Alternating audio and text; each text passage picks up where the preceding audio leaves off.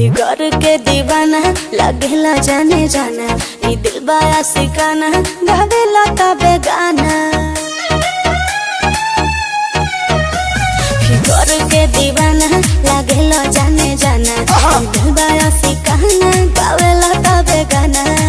हंस के दिल धड़कावेलू रात में दिन में नींद में, तो मीठा मीठा सपना दिखावेलू। खाली तू आवेलू जान तू आवेलू, खाली तू आवेलू याद तू आवेलू। पागल कहीं का।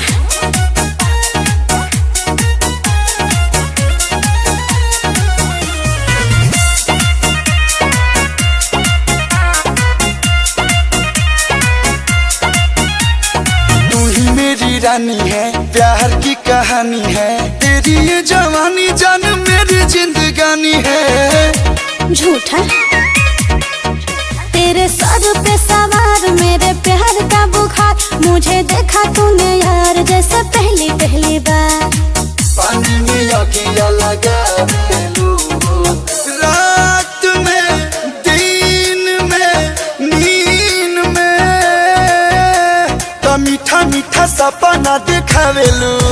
खाली तू आवेलू जान तू आवेलू, खाली तू आवेलू याद तू आवेलू।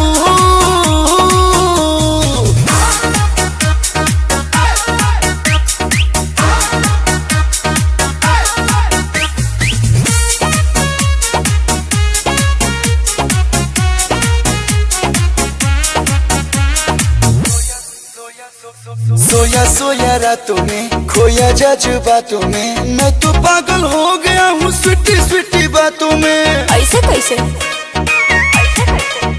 मेरा बाम है फिगर तेरा तिरछी नजर, तेरे लिए डोले जान मेरी पतली कमर। पाँव में पायल छनकावेलू रात में दिन में नींद में, तो मीठा मीठा सपना दिखावेलू। खाली तू आवेलू जान तू आवेलू, खाली तू